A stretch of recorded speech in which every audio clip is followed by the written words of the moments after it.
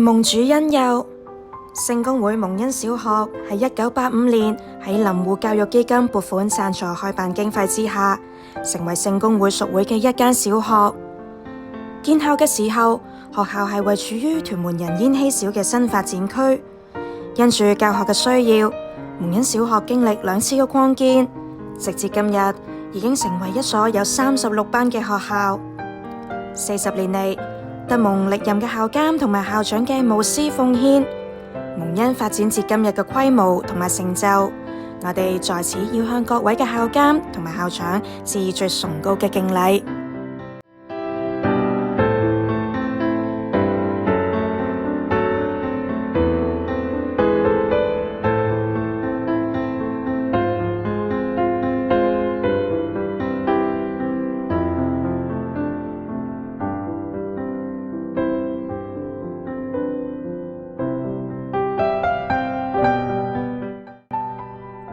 祝蒙恩生日快樂！耶！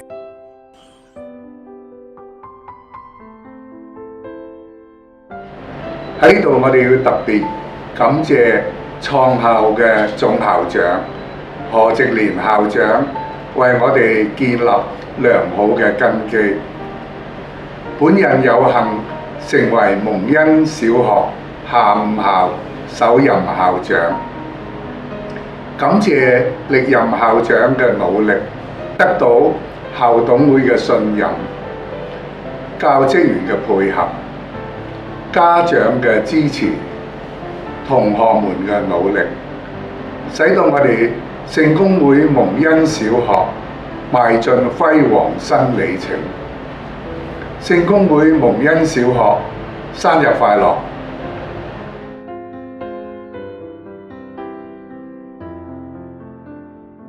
蒙恩咧好快又到40週年啦，係一段咧話長又長，但係都唔係短嘅時間。喺呢段時間裏邊，知道各位校長嘅努力，各位老師嘅努力合作，令到咧呢間學校咧係一路發展越嚟越好。所以喺呢度咧，我恭賀佢哋能夠喺未來嘅日子係百尺竿頭更進一步。多謝大家。